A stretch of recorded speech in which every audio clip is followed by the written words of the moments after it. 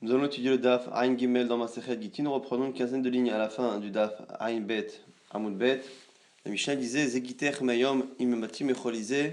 Voici ton guet à partir d'aujourd'hui si je meurs de cette maladie. La Mishnah avait dit Ve'amad ve'alar bashuk.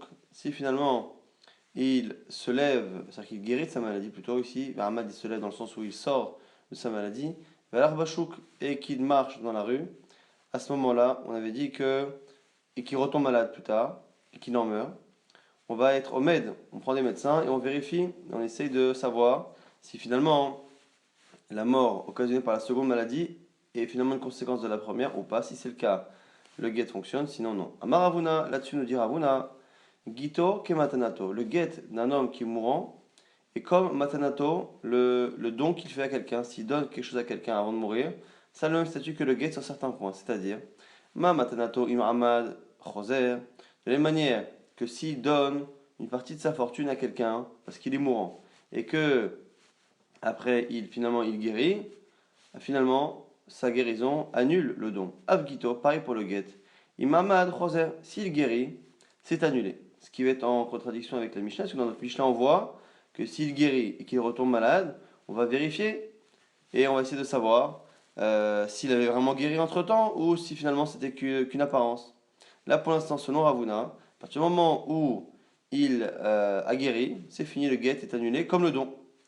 Et une autre halakha qui est en commun, ou magito afalgav de lo parish, kevan damar ktovu afalgav de lo amarteno. Et de la même manière que pour le guet, normalement un guet, il faut demander à ce qu'on l'écrive et ce qu'on le donne. Celui qui est mourant, à partir du moment où il dit écrivez un guet à ma femme, on a compris qu'il veut à la fois qu'on l'écrive et qu'on le donne, et à ce moment-là on le donne à sa femme. Af matanato, pareil pour le don, quelqu'un qui est mourant et qui dit donner à quelqu'un, normalement, il faut faire acquérir à la personne physiquement. Ici, comme il ne peut pas, qu'il est malade, qu'il est mourant, c'est très bien qu'il veut réellement que la personne acquiert, même s'il n'a pas fait tout le processus de kinyan d'acquisition. Af matanato, kevan de amartenu, puisqu'il a dit donner. Afalgav de lo kanomine, même s'il ne l'a pas fait acquérir en main propre. Ici, on a finalement deux points communs entre get et matana, entre le divorce et le don qu'un mourant peut ordonner justement avant de mourir. Le deuxième, qui n'est pas tellement notre sujet, c'est par rapport au fait que très souvent le get ou le don n'est pas au complet. Malgré tout, on imagine que la personne veut réellement donner le get et réellement donner une partie de sa richesse. La première halakha qui est la plus importante et qui est liée à notre Mishnah, c'est le fait qu'on nous dise finalement qu'à partir du moment où le mourant, une fois qu'il a donné son guet, ou qu'il a ordonné qu'on donne quelque chose, une fois qu'il a guéri, quoi qu'il arrive, une fois qu'il a guéri, le don est annulé et le guet est annulé. La Gemara tout de suite va avoir un problème avec la Mishnah. Là, c'est marqué dans la Mishnah. Zegiter me'ayom, immati mecholise. Ve'amad, ve'alar bashu ve'chala umet. On a dit dans la Mishnah que celui qui donne un guet et qui dit ce guet prendra effet à partir d'aujourd'hui si je meurs de cette maladie, et que finalement il l'a guéri et finalement il est retombé malade. On me dit autant on fait une estimation, s'il est mort de la conséquence de la première maladie qui est revenu, un rezeget, c'est un bon guet. Vimlav, sinon, et no guet, c'est pas un guet. Mais selon Ravuna, à partir du moment où il a guéri la première fois de sa maladie, c'est fini, le guet est annulé. Choser, la mali umdana. À quoi nous sert-il que la Mishnah nous dise de vérifier si finalement c'est la première maladie qui a provoqué la deuxième ou pas? Une fois qu'il a guéri, c'est fini. La mali umdana, Ahmad, on voit qu'il a guéri. Et donc la Gemara va essayer de comprendre comment Ravuna lit la Mishnah. Mar, Bered, Rav Yosef, Mishme de Rava. Au nom de Rava, on a dit Sheni tak mecholi lecholi. Il faut dire qu'en fait, dans la Mishnah, on parle d'un cas où la personne n'a pas guéri réellement. Elle est passée d'une maladie à une autre. On m'a dit Ahmad Katanim, c'est marqué dans la Mishnah. Ahmad, il s'est levé, c'est-à-dire qu'il a guéri. Il s'est levé de sa maladie, c'est-à-dire qu'il a guéri. La Gemara dit non, comme ça qu'il faut comprendre selon Ravuna. Ahmad mecholisé, benafal lecholisé. Il a guéri de cette maladie pour tomber dans une autre directement, mais il n'y a pas eu de moment où il a réellement guéri. S'il avait eu un moment où il était guéri, selon Ravuna, ce serait annulé. Veha l'arbashuk katane, il s'est marqué pourtant qu'il a marché dans la rue, que ça allait bien. Nous dit ici l'agma, alach al mishanto, il s'est à peine relevé, il a à peine marché un peu. Alors, du coup, l'agma nous dit, finalement, à quoi nous sert-il d'avoir dit tout ça? Pourquoi finalement on nous a parlé d'un type Ahmad, qui apparemment, en tout cas, a l'air d'avoir guéri, d'avoir marché. L'agma nous dit, Akamash malade, c'est pour t'apprendre quelque chose. Que la nécessité de vérifier n'est que dans un cas où au moins il a eu l'impression qu'il est un peu guéri, que ça s'est un peu allégé. Quand est-ce qu'on a besoin de vérifier si la deuxième maladie est liée à la première? C'est lorsqu'il y a eu une amélioration, qu'il s'est levé, qu'il a marché. Idar, si par contre il passe d'une maladie à une autre, et que finalement il passe d'un état alité à alité, on n'a même pas besoin de vérifier, même si ce sont deux maladies différentes, à partir du moment où il est resté alité, il n'a pas besoin de vérifier. Du coup, la Gemara nous dit, Shma Mina, on apprend de là, que Shrimera, Matana, si on va dans le même sens, puisqu'on a vu que au niveau du don du guet et du don d'argent avant de mourir, ça fonctionne de la même manière. Pareil, un Shrimera, quelqu'un qui est mourant, même selon Ravuna, si il ordonne de donner une partie de sa richesse à quelqu'un, parce qu'il est malade, et que finalement il passe d'une maladie à une autre, on ne peut pas dire qu'il avait prévu de donner que parce qu'il avait cette maladie. Mais que s'il savait qu'il allait guérir de celle-ci et avoir une autre, il aurait changé d'avis, pas du tout.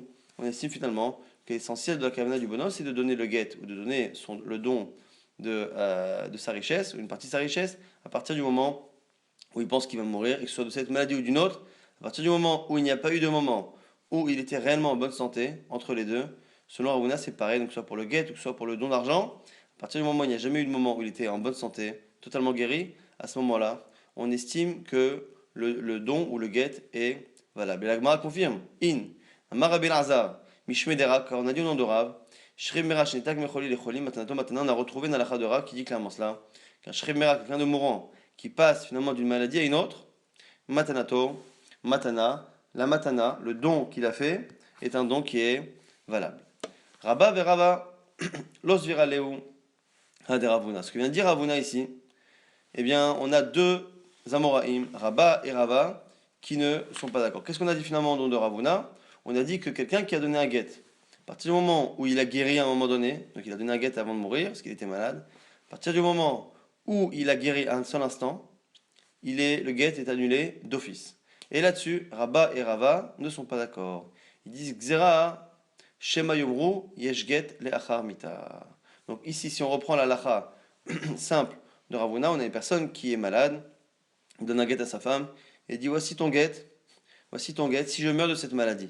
Et donc, si on a deux éventualités, soit effectivement il meurt de cette maladie, et s'il meurt de cette maladie, le guet prend effet. Alors rétroactivement, on a dit, parce que il dit je veux que tu sois divorcé depuis aujourd'hui si je ne survis pas à cette maladie. Donc si la personne l'orléno ne survit pas, à ce moment-là, le guet prend effet rétroactivement. Si par contre la personne survit, le guet ne prend pas effet. Et du coup, ce genre de situation pose problème à Rabba vers Rava. Pourquoi? Disant l'absolu, Ravuna a raison. Il a raison que ça fonctionne de cette manière. S'il guérit, le guet est annulé, et même s'il retombe malade. Et si par contre il meurt, à ce moment-là, le guet marche. Mais le problème, c'est que les gens vont dire quoi? Ils vont dire que lorsque quelqu'un donne un guet à sa femme, s'il meurt, le guet marche. S'il est vivant, le guet ne marche pas. Et les gens vont finir par croire que finalement le guet marche plus quand il meurt que quand il ne meurt pas, et donc qu'il peut y avoir un guet après la mort. Shema Yomru, Yesh get lachamita. Donc Rachamim, qui sont ici Rabba vers Rava, pensent que on a fait en sorte finalement que le guet fonctionne. Donc normalement, quelqu'un qui donne un guet à sa femme et qui lui dit si je ne survis pas à cette maladie, ce sera un bon guet. Normalement, dès qu'il guérit, le guet devrait être annulé. Mais ici, Rachamim fait en sorte que non. Pour pas qu'on ait des situations comme ça qui portent à confusion, on va faire en sorte que le guet fonctionne. Et la Gemara s'étonne. Elle dit, au niveau de l'idée, je comprends, mais au niveau du fonctionnement halachique, on ne comprend pas. Puisque ce guet au niveau de la Torah ne fonctionne pas, puisqu'il a guéri entre-temps, et qu'il n'est mort après que parce qu'il est retourné mal, mais qu'à un moment donné, il a guéri, et donc le guet était annulé minatora. Si un guet est annulé minatora, c'est-à-dire que cette femme, et il y a cet homme, minatora. Si c'est le cas, comment on peut nous lui dire que le guet il marche, et la laisser se remarier avec un autre? On va dire, est-ce que c'est possible qu'on autorise à cette femme à se remarier? Donc on a cet homme qui a donné le guet au cas où il meurt de cette maladie. Finalement, il guérit un instant. Minatora, il n'y a plus de guet. Mais Rabba et Rava diraient que si, il y a un bon guet, elle peut se remarier. C'est pas possible. L'agma dit in, oui. On a un principe. Celui qui fait des kiddushin, qui épouse une femme, il le fait à data de Rabbanan, avec l'accord des chachamim. Et du coup, comme on dit Aren Mekudeshel, comme dit souvent Tosfot, Kedat Moshe Israël, comme les halachot de Moshe Israël, c'est une manière de faire dépendre finalement les kiddushin de l'accord des sages, finalement les sages ont la possibilité d'annuler tout type de kiddushin. Et donc, ce serait une annulation rétroactive. Vavkainu, Ramadan, les kiddushin minés et chachamim ont déraciné, annulé les kiddushin depuis le départ. Ce qui veut dire qu'un homme, lorsqu'il épouse une femme, il épouse une femme en disant voilà, je t'épouse, mais je me soumets à l'acceptation des chachamim. Si il se passe quelque chose à un moment donné dans le mariage qui fait que les chachamim disent que ça annule le mariage rétroactivement, je l'accepte. Et du coup, c'est ce qui se passe. Si finalement un homme donne un guet à sa femme en lui disant je te donne le guet au cas où je ne survis pas de cette maladie, et que finalement il guérit, selon Rabba et Rava, à ce moment-là on utilise ce principe-là de chachamim d'annuler le guet. Maintenant, Ravina a une question. Amalé Ravina, les Ravashi. Tinar de Kadish Bekaspa. Je peux comprendre lorsqu'il fait des kiddushin avec de l'argent. Kadish Bevia, Maïkala Memar, lorsque les kiddushin ont été faits avec la relation. Aujourd'hui, les Chachamim ont interdit, mais à l'époque, trois manières de faire des kiddushin, soit avec de l'argent, soit avec un shtar, un document, soit avec la relation, en disant arrête mes coups d'échette, Bevia Azou, tu es marié, pas cette relation conjugale. Donc la Gemara ici, elle a de comprendre qu'on puisse le faire avec de l'argent, c'est-à-dire annuler les kiddushin quand ils ont été faits avec de l'argent, mais par contre, la bia, c'est compliqué. Alors là, ici, c'est une partie un peu compliquée de la Gemara, dans le sens où, normalement, on a dit que ce qui fait que les chachamim peuvent annuler les kiddushin, c'est le fait que dès le départ, la personne qui se marie a l'air de finalement se soumettre à la vie des sages. Et si on se soumet à la vie des sages, quel que soit le mode de kiddushin, finalement, on donne le pouvoir aux sages de l'annuler. Donc pourquoi faire une différence entre kesef, l'argent, et bia, la relation? Certains veulent dire que du coup, c'est parce que quand la personne fait des kiddushin avec bia, avec cette relation-là, il n'est pas en accord avec Chachamim et il ne demande pas l'accord de Chachamim. Et du coup, c'est la raison pour laquelle on peut à la limite faire rentrer cette logique-là lorsque la personne fait des kiddushin classiques avec de l'argent, mais lorsque c'est avec une relation, c'est déjà différent. On ne peut pas utiliser cette chose-là, et du coup, la Gemara dit non, il y a quand même une force de Chachamim à marler. Shavinan, Rabbanan, les Beilato, Beilaznot, ils peuvent même rendre finalement sa beila, sa relation, comme étant une beila. Donc ils ont une force à la fois sur les kiddushin, à la fois sur l'argent des kiddushin, parce que les khamim peuvent faire ce qu'ils veulent avec l'argent de chacun et dire que l'argent qu'il a donné en tant que kiddushin, il a été donné en tant que cadeau et on le donne à la femme. Et même la bia, même la relation qu'il a eue avec une certaine kavana, une certaine intention, on peut la rendre beila. Nous c'est le chidush ici. Et du coup ici on a une marloquette, Ravuna et de l'autre côté Rabba et Rava. Est-ce qu'on laisse la lacha de base qui dit que normalement lorsque quelqu'un dit qu'il donne un guet au cas où il meurt de la maladie et qu'il guérit, normalement le guet est annulé et la femme ne peut pas se remarier. Selon Rabba et Rava, à cause de la confusion que ça peut entraîner, du fait que dans le cas où il meurt, le guet marche, dans le cas où il guérit, le guet ne marche pas, on va croire que les guitines marchent après la mort. Chachamim aurait fait en sorte que dans ces cas-là, c'est rare, mais Chachamim aurait annulé sur le kiddushin pour faire croire que le guet marche au moins aussi bien lorsque la personne guérit. Maintenant, on a une braïta. Tanora banan. Zegiter mayom imeti mecholizi, donc le même cas, mecholize, celui qui dit voici ton guet depuis aujourd'hui, si je meurs de cette maladie. Venafala bait alav, et il ne meurt pas de la maladie, mais il meurt de quelque chose, d'un accident particulier, la maison s'effondre sur lui, okishonachash, il a été mordu par un serpent, et no guet, ça ne marche pas. La suite, qui paraît étonnant parce que ça paraît être la même chose, imlo aemod mecholize, celui qui dit je te donne le guet si je ne survis pas cette maladie, ce qui revient un peu au même. Il a fait la baït, Oikishonachash, et la maison est tombée sur lui. Oikishonachash, il a été mordu par un serpent. Arezeget, c'est un bon guet. L'agma dit Maïshna Recha ou Maïshna Sefa. Quelle est la différence entre le début et la fin? L'agmara, du coup, nous dit que finalement, sur le cas de la fin, un jour on a envoyé la lacha opposée. Shlachomitam, ils ont envoyé une fois de là-bas la réponse. Achalo Aris, il a été dévoré par un lion. En lano, finalement, on ne tient pas que c'est un guet. Et donc finalement, on corrige plus ou moins cette braïta. On dit que si cette braïta est bonne, elle doit être bonne dans le sens où finalement, dans tous les cas, à partir du moment où c'est ce qu'on va dire tout de suite, c'est un cas de force majeure mais exceptionnel, difficile à prévoir, à ce moment-là, dans ces cas-là, le guet n'est pas un bon guet. Arehu Gavra, on dit ici, Arehu Gavra, Dizabin Ara Alechavre.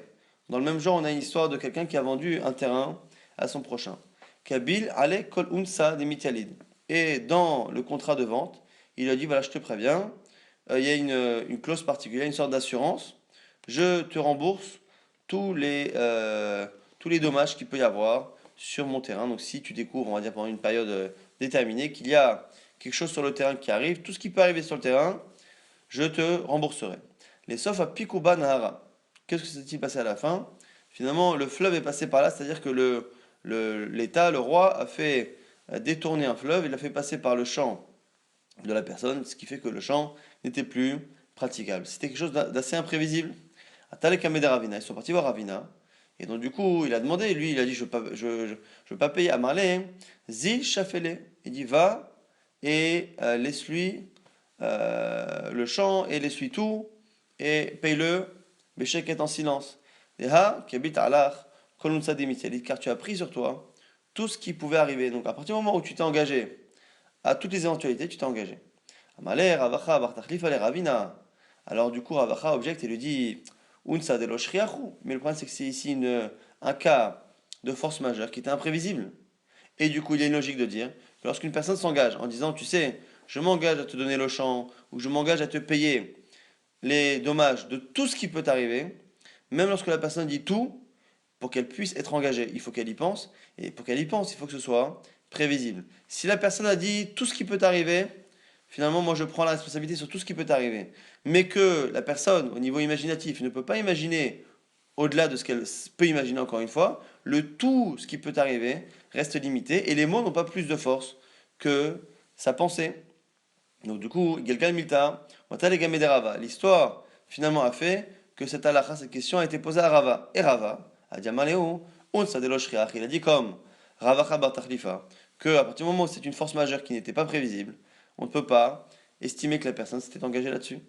Et Tivé Ravina le Rava, Ravina objecte, il dit, mais attends, il y a une braïta qu'on a citée il y a quelques instants, qui avant la correction de la braïta, nous disait à la fin que celui qui disait si je ne survis pas à cette maladie, te voici divorcé, et finalement la maison est tombée sur lui ou le serpent l'a mordu, c'était un bon guet.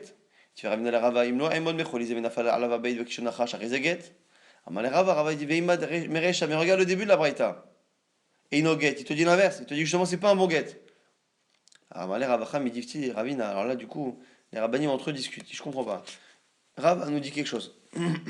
Je l'objecte avec une halakha qui est dans la fin d'une Braïta. Et lui, au lieu de me répondre là-dessus, il me dit qu'il a un appui avec le début. Mais même si le début de la Braïta dit comme lui, si la fin dit contre lui, c'est un problème. Parce que le début et la fin se contredisent. L'omud vinan, tiofta mine, je peux pas moi objecter avec la fin. Amalé, Ravina dit, il a raison. Pourquoi Kevin des questions de Ravina lui-même, à qui on a fait cette objection, à qui Rava dit ça. Il a raison, Rava. Kevin des questions puisque le début et la fin se contredisent. Loït Mambaminracha, cette Braïta n'a pas été enseignée en tout cas telle qu'elle au Bet Midrash, ou Mishaveshtahi, et elle est erronée. On s'est trompé dans l'enseignement de cette braïta. Et comme elle est fausse, Zilbatar Zvara, tu reviens à ne pas tenir compte de la logique de la braïta, mais de la logique simplement. Lorsqu'on a une braïta, on est soumis à l'enseignement de la braïta ou de la Mishnah. Lorsque la braïta se contredit, c'est forcément qu'elle est fausse. Si elle est fausse, on la met de côté. Si on la met de côté, il nous reste que la logique. Et quelle est la logique? C'est qu'on a dit tout à l'heure. Et c'est celle de Rava, et de Ravacha Bar Tachlifa. La logique est, et c'est comme ça que Ravina a l'air d'accepter la logique étant, si ce n'est qu'on avait une braïta claire, mais ce qui n'est pas le cas, la logique est que lorsqu'une personne s'engage à toutes les forces majeures possibles, même ce qu'on appelle tous les cas de force majeure, c'est tout ce que l'homme peut imaginer. À partir du moment où ça va au-delà de ce que la personne pouvait imaginer au moment où elle s'est engagée, on estime que la personne ne s'est pas engagée et du coup, elle ne doit pas payer. Rav Papa avait Ravuna, encore une histoire similaire. Rav Papa et Ravuna, Béré de Rav Yoshua, le fils de Rav Yoshua, Zavan Shumsheme Agida, des Nehar Malka. Ils ont acheté des Shumshemin, donc des sésames, à côté de Nehar Malka, d'un fleuve, qui disent que c'est le Frat, à Gour, Malaché, l'Arborino. Et ils ont du coup payé des gens pour passer le fleuve, ils ont payé des marins. Et ceux qui leur ont vendu le sésame leur ont dit voilà, tout ce qui peut vous arriver comme souci, on prend en charge jusqu'à ce que vous arriviez à la maison avec vos grains de sésame. Sauf, Isekan Nahar Malka. Et du coup, finalement, ils n'ont pas pu traverser le fleuve. Et à Moulo, ils sont revenus voir les vendeurs en disant Aguru Khamre, Afka Enoni Halan, arrangez-vous pour que finalement on prenne un autre moyen de transport, des ânes ou d'autres choses.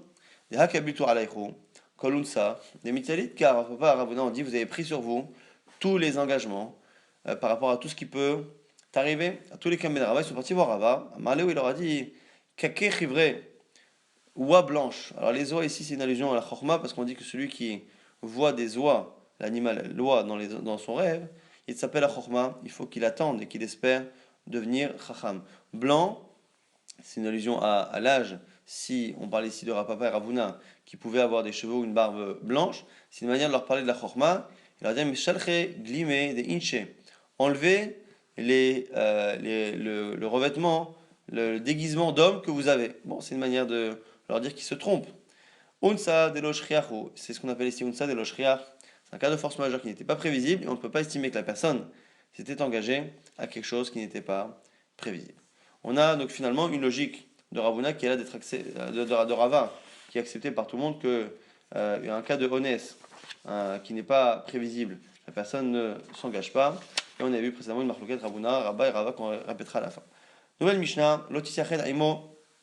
Lorsqu'un homme donne un guet à une femme dans les cas précédents, on avait dit, c'était par exemple celui qui dit je te donne un guet qui prend effet à partir d'aujourd'hui, si je meurs. Donc la condition est liée à un événement futur, mais l'application du guet sera rétroactive à partir de maintenant. Nous dit ici la Mishnah, l'otitached aimo entre-temps, elle ne peut plus s'isoler avec son mari, de peur que la condition s'applique plus tard et qu'elle se retrouve finalement à être rétroactivement divorcée. Elle ne peut pas, aujourd'hui elle est safek, elle est dans le doute peut-être qu'elle est divorcée, elle ne peut pas s'isoler avec son mari. Et du coup il faudrait éventuellement après redonner un guet. Et là, Bifni Adim, elle ne peut pas s'isoler avec lui, si ce n'est en présence de témoins. Et ici les témoins, même si c'est marqué au pluriel, la Mishnah enchaîne et nous dit Afilou alpi eved, même un seul et eved, un seul serviteur. Afilou alpi shifra, même une servante. Chutz, à l'exception, mishifrata de sa servante à elle. Mipne sheliba gazba beshifrata, parce qu'elle a une certaine familiarité avec sa servante, ce qui fait qu'elle pourrait même oser aller loin avec son mari en présence de sa servante, ce qui fait que finalement la seule personne qui ne peut pas leur servir de frein, c'est la servante de la dame. On enchaîne avec la Mishnah, qui ne prévient pas, mais change finalement de cas. On verra à la fin du DAF d'aujourd'hui que l'Agma parle d'un autre cas. Ici, c'est un cas où la personne, le mari donne un guet, et il lui dit « Je veux que tu reçoives ce guet-là si je meurs, mais que tu le reçoives de mon vivant, tant que je suis vivant. » Ce qui veut dire qu'ici, c'est plus un guet qui prendra effet de manière rétroactive à partir d'aujourd'hui, ou à partir de l'instant où il part, mais c'est un guet qui prendra effet à sa mort de manière rétroactive un instant avant sa mort. Et il y a une grande nuance parce que du coup, la Mishnah, lorsqu'elle nous demande quel est son statut pendant ces jours-là, Rabbi Yehuda Omer Rabbi Yehuda nous dit elle est ke'eshetish lechol devaria, elle est complètement eshetish. Pourquoi? Parce que quoi qu'il arrive, si le mari ne meurt pas, il n'y aura jamais eu de guet. Si le mari meurt, le guet aura pris effet un instant avant la mort. Mais du coup, en attendant maintenant, c'est certain qu'elle est eshetish. Rabbi aussi nous dit non, mais gorechet, mais non, mais gorechet. Il pense que même dès à présent, elle n'est qu'un doute, mais gorechet, et pas mais gorechet. Pourquoi? Parce que même maintenant, il se peut que tout de suite, ce soit l'instant moins 1 avant la mort de la personne. Le mari peut mourir dans une seconde. Et s'il meurt dans une seconde, ce sera aujourd'hui, maintenant, le moment où elle est divorcée. Donc pendant tout ce temps-là, elle est safek. On revient maintenant dans la Gemara sur le sujet là de Yehoud. On dit justement dans une braïta, Tanor Abanan, Ra'uha, Sheni Tiachda, Imo, Ba'afela. On a ici une braïta qui va être très difficile à comprendre et sur laquelle Agma va donner 3 explications. Ra'uha, on a vu cette femme qui a reçu un guet conditionné. Le mari lui a dit voilà, si ce guet, à partir d'aujourd'hui, si je meurs. Et des témoins l'ont vu, Sheni Tiachda, Imo, Ba'afela, qu'elle s'est isolée dans un endroit sombre avec son mari. O Sheshna, Imo, Tachat, Margelot, Amita, où ils ont dormi dans le même lit. En Choshishin, Shema, Nita, Asku, Badavar, Acher. On ne craint pas qu'ils aient fait quelque chose d'autre, c'est-à-dire qu'il y ait eu une intimité. Et tout de suite, la Braïta a l'air de se contredire. Elle dit Vechosheshin mishum znut. Mais on craint qu'il y ait eu une relation znut de plaisir. Et après, on nous dit Ve'en chosheshin mishum kiddushin. Mais on ne craint pas qu'il y ait eu mariage. Rabbi aussi, par Rabbi Yehuda Omer, Af chosheshin mishum kiddushin, lui dit qu'on craint même les kiddushin. Et là, ici, on va essayer rapidement de comprendre les problématiques de cette braïta pour comprendre pourquoi, parmi les réponses qu'on va donner, les explications, il y en a 2 qu'on va refuser et seule la 3e sera acceptée. On reprend, on a dit que c'est une personne qui a donné un guet conditionné et l'application du guet serait rétroactive à partir d'aujourd'hui. Et là, ici, ils se sont isolés. Ils se sont isolés dans une pièce où ils ont dormi ensemble. Et pour l'instant, on a un seul cas a priori. Et dans le cas où ils se sont isolés, on nous dit quoi? On nous dit qu'on ne craint pas qu'il y ait eu quelque chose. Après, on nous dit qu'on craint qu'il y ait eu une relation, mais sans mariage, c'est-à-dire qu'il n'a pas réépousé. Et après, on nous dit quoi? On nous dit que, selon Rabbi aussi, même dans ce cas-là, on craint les kiddushin. Ce qui pose problème doublement, parce que déjà, premièrement, il y a une contradiction. Au début, on nous dit qu'on ne craint pas qu'il y ait de relation. Après, on dit oui, une relation, mais pas de kiddushin. Et après, Rabbi aussi dit non, même dans ce cas-là, kiddushin. Mais pourquoi même dans ce cas-là, kiddushin? Puisqu'il n'y a pas d'autre cas avant. Donc la Gemara ne comprend rien et dit Maïkama, que veut dire cette braïta? Première réponse, Amar Rav Nachman, Amar Rabba Baravoa, Achika Amar.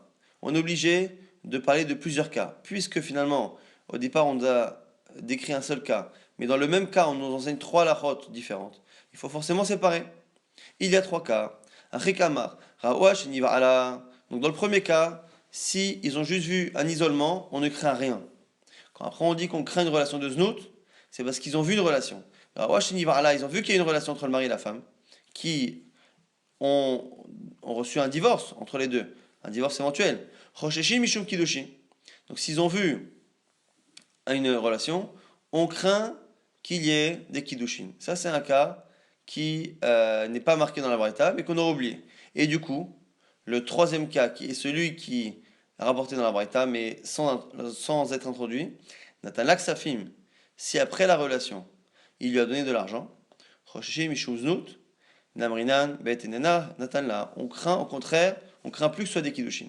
On dit qu'au contraire, c'était une relation de plaisir et que justement, l'argent qu'il lui a donné après, c'est l'argent avec lequel elle a monnayé cette relation. Il lui a donné un guet. Du coup, après, il voulait avoir une relation avec elle, mais elle ne voulait pas. Et il lui a dit je te donnerai tant si tu acceptes encore d'avoir une relation avec moi. Mais En Choshishin, Mishum Kiddushin, on ne craint pas les Kiddushin. Rabbi Yossi, Rabbi Yuda Omer, Abezor, chez Mishum Kiddushin. Même dans ce cas-là, on craint les Kiddushin.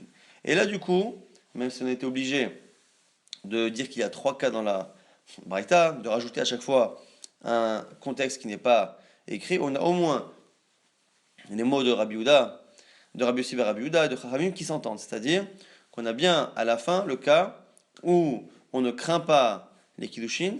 Vient Rabbi Yossi et Rabbi Yehuda dit non, même dans ce cas-là, on craint les Kiddushin. Pourquoi? Parce qu'on a vu que dans le cas où il y avait une relation stam, sans qu'il lui donne d'argent après, on craignait les Kiddushin. Vient Rabbi aussi, dit même dans le cas où il a donné l'argent après, moi je pense que c'est pareil, on ne change pas. Donc on a finalement trois cas. Dans le cas où ils se sont juste isolés, on ne craint rien. Il n'y a pas de discussion, ni Rabbi aussi, ni Rabbanan.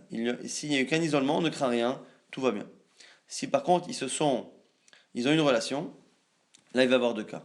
Relation sans rien et relation avec un don d'argent successif, juste après. Donc si il y a une relation, là aussi tout le monde est d'accord qu'on craint qu'il y ait eu mariage et qu'il ait voulu la réépouser. Si par contre il lui donne de l'argent après, là on a une marloquette. Selon Rabbanan, on pense que du coup c'est une preuve que c'était pas une relation de mariage. Selon Rabbi Yossi bar Abba, on craint tout de même que ce soit une relation de mariage et on lui demande un second guet. Maintenant la Gemara va essayer de comprendre comme qui va un enseignement plus tard. Donc il y a un enseignement qu'on va rapporter qui va toujours servir de manière de tester cette lecture. On a une braïta qui est incompréhensible.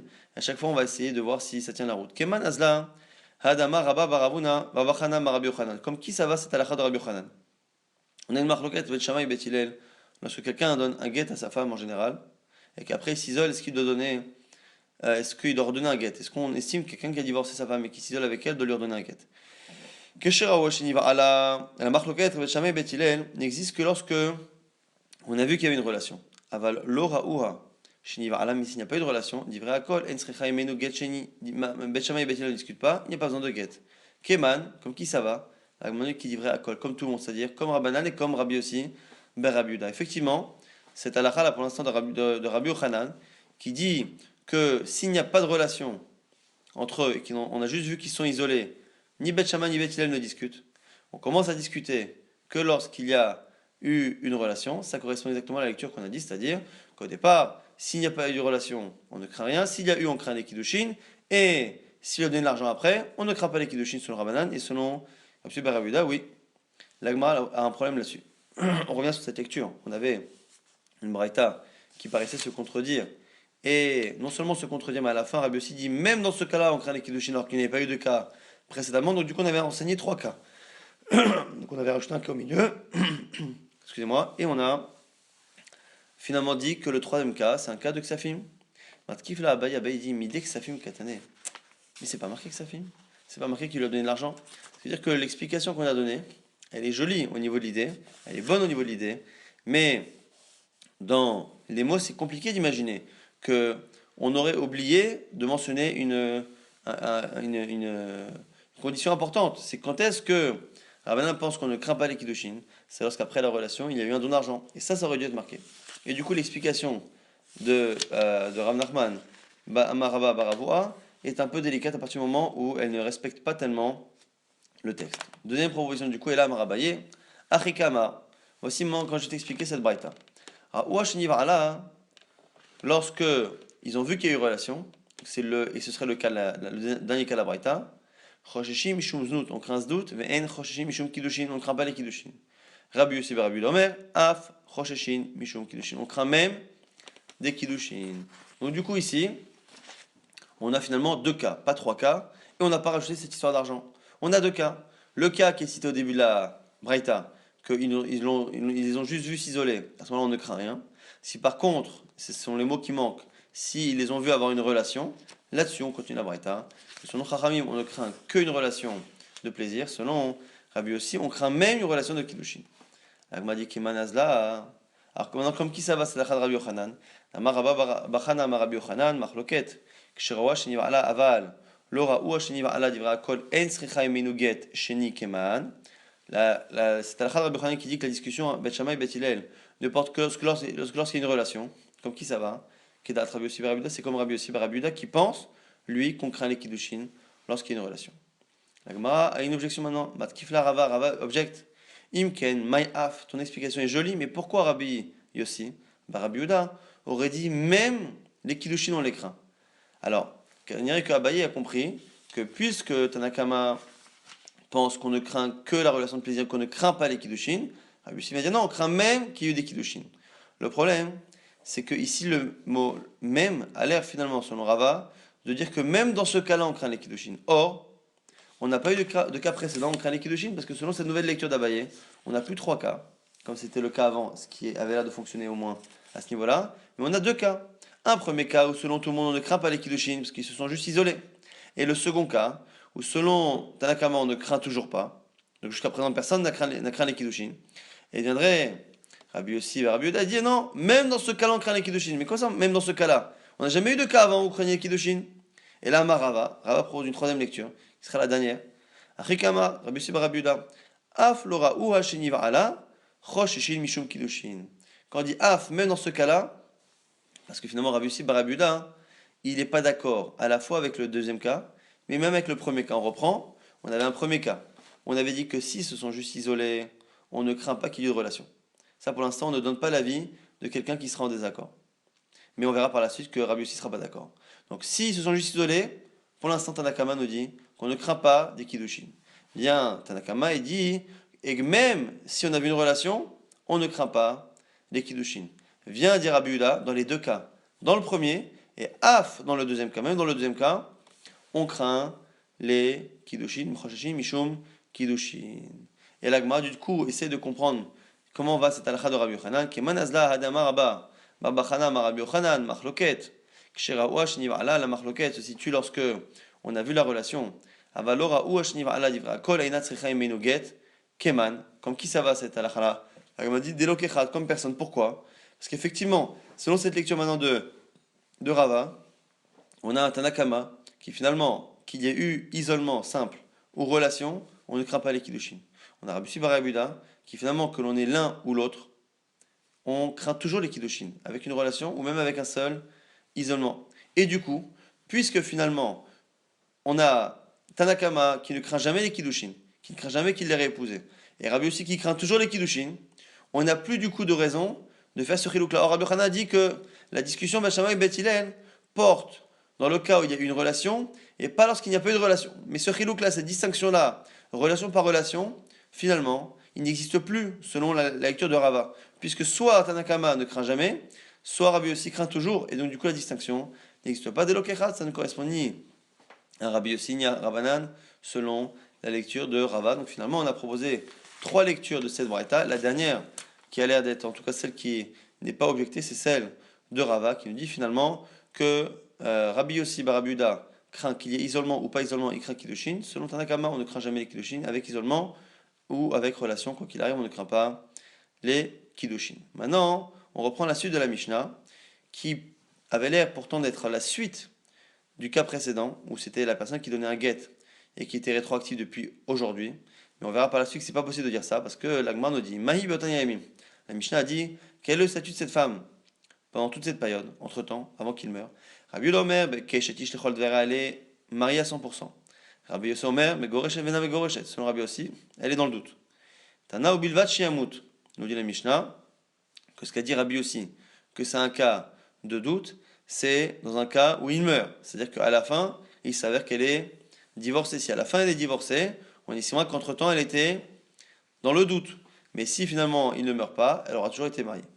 Mais du coup, la Gemara, au départ, comprend que le cas de cette Mishnah, c'est la suite de la Mishnah précédente. Alors, la suite de la Mishnah précédente, c'est quelqu'un qui dit je te donne le get si je meurs, sans que ce soit rétroactif. Ou le Chimaït, avec Gita, quoi, quand il meurt, c'est un bon get. La Kaimalan, des Enget, la Chamita, mais pourtant il n'y a pas de get qui peut prendre effet après la mort. Nous dit ici la Gemara, Amaraba, c'est comme ça qu'on sait que la Mishnah se lit de cette manière, et ça permet d'éviter tous les problèmes. Amaraba, Be Omer, Me'et, She'ani Ba'olam. C'est un cas où il dit, et ça permet de résoudre tous les problèmes que l'on a, il dit, voici ce get qui prendra effet tant que je suis de ce monde. Donc, il prendra effet si je meurs, mais il prendra effet tant que je suis de ce monde, donc juste un instant avant de mourir. Ça explique pourquoi on nous dit dans la Braïta qu'il faut absolument qu'il meure pour que Rabbi Yossi pense qu'elle est sa femme Megouachet entre temps. Et c'est aussi que comme ça qu'on peut comprendre que selon Rabbi Yehuda, elle est mariée à 100%, même si elle meurt, même s'il meurt. Elle était mariée à 100% puisque le get ne prendra effet qu'un instant avant la mort. Et en attendant tous les mois qu'il y a eu avant, elle était mariée à 100%. On va très rapidement résumer ce qu'on a vu dans ce DAF. On a vu qu'on avait une marloquette Ravuna et Rabba et Rava. Au niveau de la lacha, même si au niveau de la logique, ils étaient d'accord tous les deux, que finalement, de la même manière que lorsque quelqu'un qui est mourant guérit, le don qu'il a donné alors qu'il pensait être mourant est annulé.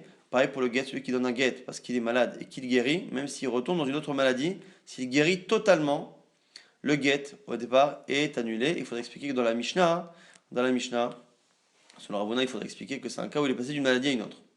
Rabba et Rava, peut-être parce que justement ils ne veulent pas tordre les mots de la Mishnah, et parce que aussi ils craignent quelque chose, ils ont dit que même si techniquement, au niveau de la logique, c'est vrai, lorsque la personne guérit totalement, même si elle retombe malade, le get devrait être annulé, mais on a peur que lorsque les gens guérissent, le get ne marche pas, lorsque les gens meurent, les gens voient que le get marche, les gens vont croire que le get prend effet après la mort, et vont donner des gets qui ne sont pas rétroactifs, et ça va créer des problèmes. Donc du coup, Rabba et Rava disent que les Chachamim ont sorti un joker qui est très rare, qui est que les Chachamim peuvent faire en sorte que même lorsqu'un get normalement ne marche pas, ils peuvent faire en sorte qu'il marche. Comment? Non pas en faisant marcher le get, parce que les Chachamim n'ont pas de pouvoir sur le get, mais ils ont pouvoir sur les kiddushin, puisque lorsqu'on se marie, on se marie avec l'accord des sages, que ce soit avec des kiddushin, avec de l'argent, où les Chachamim peuvent faire ce qu'ils veulent de notre argent, ou même des kiddushin qui sont faits avec la relation, les Chachamim peuvent l'annuler et la rendre beilaznout.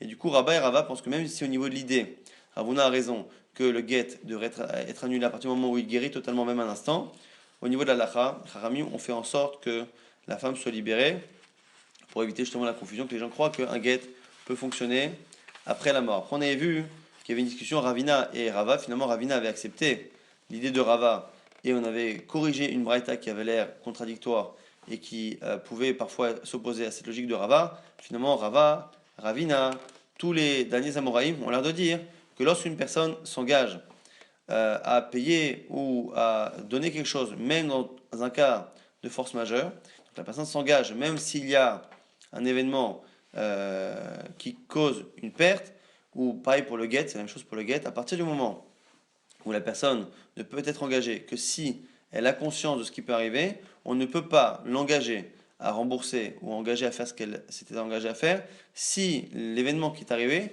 est un événement imprévisible. Puisque c'était imprévisible, c'est-à-dire que ce n'était pas prévu par la personne. Si ce n'était pas prévu, qu'il n'y a pas pensé, il n'a pas pu s'engager. Donc même si dans les mots il a dit je m'engage à faire ça dans tous les cas de figure, et les cas, même s'il dit dans tous les cas les plus exceptionnels, à partir du moment où il ne pouvait pas le prévoir, ça ne rentre pas dans ce que s'est engagé. Donc shriach, honest et lo shricha, un honest, un cas de force majeure qui n'est pas prévisible, on ne peut pas engager une personne même s'il a formulé un engagement qui est total dans tous les cas. On a vu après une Mishnah qui nous disait qu'un homme qui donne un get conditionné avec une condition rétroactive, puisque si la condition s'applique, si un jour il meurt dans les conditions qu'il a citées, elle sera divorcée à partir d'aujourd'hui. Depuis aujourd'hui, il ne peut plus s'isoler avec elle si ce n'est en présence de personne, mais n'importe quelle personne, même un serviteur, tant que ce n'est pas sa servante à elle. Et on avait vu à ce propos justement qu'on avait une braïta qui était contradictoire et qui disait que fait-on si on trouve le mari et la femme qui se sont isolés, et du coup on avait une braïta très difficile à comprendre. On va au moins rester sur la conclusion. La conclusion de cette braïta qu'on était obligé de corriger puisque elle se contredisait. La correction finale de Rava, c'est que finalement on a une marloquette entre Tanakama et Rabbi Yossi bar Rabbi Yehuda. Selon Tanakama, même s'ils se sont isolés, même s'ils ont eu une relation ensemble, on ne craint pas qu'il y ait eu des kiddushin. Au maximum, on craint une relation de znout. S'ils se sont isolés, on ne craint rien. S'ils ont eu une relation, on craint znout. Selon Rabbi Yossi, quoi qu'il arrive, on craint qu'il y ait eu des kiddushin, qu'il y ait une relation, ou même s'il y a eu un isolement, selon Rabbi Yossi, on craint à ce moment-là qu'il y a eu des kiddushin, et donc du coup on retourne dans la marloquette, Bet Shammai, Bet Hillel, est-ce qu'il faut faire un get ou pas. En tout cas, on a finalement une lecture de Rava qui est totale. Donc on a soit Rabbi Yossi qui dans les deux cas, isolement ou relation, dit qu'il y a eu des kiddushin, et selon Tanakama, on ne pense pas. On avait à la fin de notre Mishnah un cas qui était expliqué par l'Agma comme étant un cas où la personne a dit à sa femme, même si ce n'est pas marqué dans la Mishnah, c'est un mari qui dit à sa femme, voici ce get qui prendra effet si je meurs, mais qui prendra effet tant que je suis vivant. Donc c'est plus un get qui prendra effet depuis aujourd'hui, mais il prendra effet de manière rétroactive un instant avant la mort. Donc il commencera à fonctionner un instant avant la mort, à condition que la mort arrive effectivement. Et à ce moment-là, quel est le statut de cette femme pendant cette période-là? Et c'est là-dessus qu'on a une marloquette, Rabbi Yehuda et Rabbi Yossi, selon le premier avis. Selon le premier avis, on a cette femme-là qui est échétiche. Pourquoi? Parce que dans tous les cas, elle est échétiche à présent. Pourquoi? Parce que soit le mari ne meurt pas dans les conditions qu'il a envisagées, et à ce moment-là, il n'y a jamais eu de guet. Et même s'il meurt dans un mois ou dans 2 mois dans les conditions prévues, au final, maintenant, elle n'était pas divorcée, puisqu'elle ne sera divorcée une fois qu'il est mort qu'un instant avant. Nous dit Rabbi aussi, même si elle meurt plus tard, à partir du moment où il meurt plus tard, à partir du moment où on peut craindre à chaque instant qu'il meure dans la minute qui suit, puisque dans la minute qui suit, il peut mourir, à chaque instant avant, on estime qu'elle est safek, elle est peut-être divorcée. Donc un homme qui va avec elle, il va avec une femme qui est peut-être divorcée, peut-être mariée, et donc il n'a que Hacham Talou, il n'est pas chayav, il n'est pas passible de la peine de mort, il doit porter Hacham Talou si c'est Shogeg. Pourquoi? Parce qu'à chaque instant où cette femme-là vit et que son mari vit, on ne sait pas si l'instant prochain son mari ne va pas mourir, et donc faire en sorte, rétroactivement, que l'instant précédent est un instant où cette femme était libre, et donc que la relation n'était pas interdite.